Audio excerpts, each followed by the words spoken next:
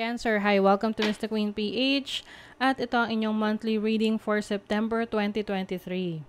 Bago tayo magsimula, ipopromote ko lang ang Mr. Queen Power Bracelet. So para sa mga naghahanap ng Evil Eye Bracelets, available na po ang dalawang klase ng Evil Eye Bracelet sa ating shop. So meron tayong Selenite Evil Eye at Obsidian Evil Eye Bracelet. So parehas lang merong protection and cleansing properties. Ang kaibahan nga lang is ang selenite is nagre-recharge rin siya ng mga crystals and semi-precious stones na kasama niya. So pwedeng isuot nyo to alongside with other bracelets and i-recharge din niya yon. Ayan. And marami rin tayong iba pang mga bracelets dito for protection and also for healing, attraction ng money, love, and prosperity. Ayan. So, lahat po yan nasa aking online shop sa Lazada and Shopee. And meron na rin sa TikTok. So, pakicheck nyo na lang po. Lahat ng link ay nasa description. Happy shopping! Napakabilis ng panahon. September na agad. So, ngayong September, astrologically, maraming planets na magsasabay-sabay na mag-retrograde. Mercury, Venus, Jupiter, Saturn, Uranus, Neptune, Pluto, at ang asteroid na Chiron. So, ingat-ingat. Okay, wag masyadong magpadalos-dalos sa mga decision-making ninyo. Ayun. And, of course, this is a general reading, no? So, just take what resonates. And a reminder, you have the power to create your own reality. So, gamitin nyo lamang ang reading na to bilang gabay. Okay, so let us see. Cancer. Ano yung energies for you ngayong September 2023 for Cancer? Virgo, digest. Meron kayong mga i-analyze. Meron kayong i-work out. You also have dignified strength. You're going to use your resources carefully. Okay? Kumbaga magiging maingat kayo sa paggamit ng energy ninyo, ng mga resources ninyo. You wanna make sure na wala kayong sasayangin. Dapat lahat meron siyang magandang maidudulot sa inyo, or else wag na lang, ganon. Some of you are also going to take care of your health. Isa yan sa focus nyo ngayong September, yung inyong kalusugan. Authenticity. Ayan. So, you're going to be more authentic, true to yourself. Sorry, not sorry, ganon. Unapologetically. Ano ba yun? Unapologetically. Unapologetic. So, mas maganda na maging totoo ka sa sarili mo. Yan your main goal mo. Wala ka ng time for plastikan. And then, you are also going to use your imagination to your advantage, yung creativity mo. Some of you are into creative design or in arts.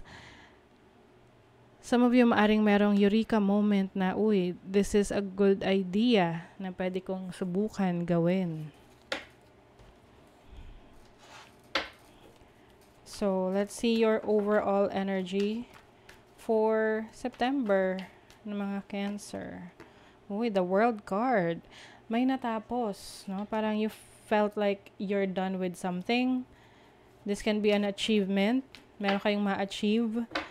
Matatapos, can be a contract, lalo na yung mga OFW dyan, or pwedeng creative project na matatapos ngayong September. And doesn't mean na, dahil tapos na is, ending na, wala na. It only means na you have an opportunity to start something new. It's a sense of achievement, accomplishment. And then, let's see your challenge. Your challenge is the King of Swords. Maaring may mga times na ino-overthink nyo yung situation nyo. Okay lang naman actually, hindi okay. Okay lang naman na pag-isipan ng isang bagay. For as long as you don't spend too much to the point na it's causing yung delay ng isang desisyon na kailangan mong gawin. or delay ng movement ng isang bagay. So, this is your opportunity. 5 of Swords. Oh, you will know. Malalaman mo kung sino yung mga, hidden enemies mo. Or yung mga tao na hindi totoo sa'yo. With authenticity here, I think, i-reveal sa'yo ngayong September. Who are the people na secretly doesn't want you to be successful or secretly competitive sa'yo. What is your blessing? The Hierophant. Ooh, okay. Blessing of wisdom, knowledge. Maaring meron kang mga bagong ma-acquire na kaalaman na tutulong sa pagpapaunlad mo ng sarili mo. Okay? Some of you, may blessing rin dito na ikakasal or papasok kayo sa isang seryosong relationship, no? With someone. Pwedeng romantic relationship to. Pwede rin namang business relationship, business partnership. But be very careful sa mga makaka-partner ninyo, sa mga ganyan, yung mga makaka-deal ninyo.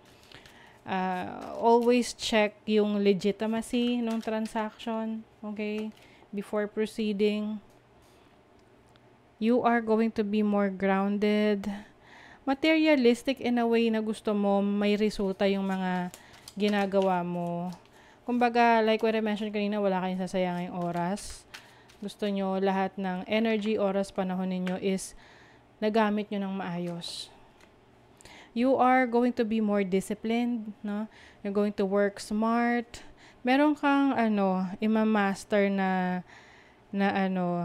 skill ngayong September, which is going to do wonders sa'yo. Kumbaga, meron tong mga bagong opportunities na mag-open up for you in terms of your career, your finances, and for your money, career, determination. Consistency is the key. So, ngayon, mas magiging malakas ka para ipagpatuloy yung mga nasimulan mo. And sabi rito, don't quit when you're tired. Quit when you're done.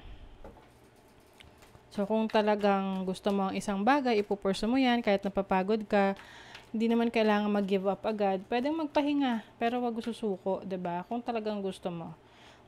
See, there's the sun. The sun is about confidence, your strength, your energy to do the work, to do the job. Wow. Cancer, very much pagdating sa finances ninyo, sa career, sa business, napakaganda ng daloy, no, ng blessing sa inyo. There's productivity, there's abundance, prosperity. You also have the Knight of Swords. Marami ka ring aasikasuhin, pwedeng mga papeles, may mga kakausapin ka, pwedeng business partners mo to, or may mga you will be connecting with a lot of people ngayong September, or may mga asikasuhin kang related sa trabaho at career mo. You're going to be very busy sa career. Sa relationship naman, may dating. Yung mga may karelasyon dyan, you will spend more time with your partner, or kung nung mga nakaraan wala kayong masyadong oras, ini-encourage na magbigay kayo ng oras at panahon sa inyong romantic partner para mas lalo nyong mapatibay ang inyong relationship, to work things out. Uy, what is this? The Tower. Oo, I think merong isang ganap, no, na mangyayari sa relationship ninyo na kung saan marirealize mo yung halaga ng person na to sa buhay mo. You will realize na, kailangan pala mag-effort ako for this person, or else baka mawala to sa akin. Ganon. So, kumbaga, parang babawi ka sa kanya. Mag-e-effort ka nung dinideserve ng person na to. And some of you naman, if you are single, pwedeng meron ditong maglalakas ng loob na mag-aya sa'yo na makipag-date. Pwedeng katrabaho mo to, tapos mabibigla ka. You're like, what? Talaga? Ganon. Optimism. If you're going to make up stories in your head about people and circumstances, please make them love stories with happy endings. Alam nyo, yung pagiging optimistic naman, it doesn't mean na parang toxic positivity na it's okay to, feel sad, but it only means na lagi mo isipan na may possibility na maging maayos yung lahat.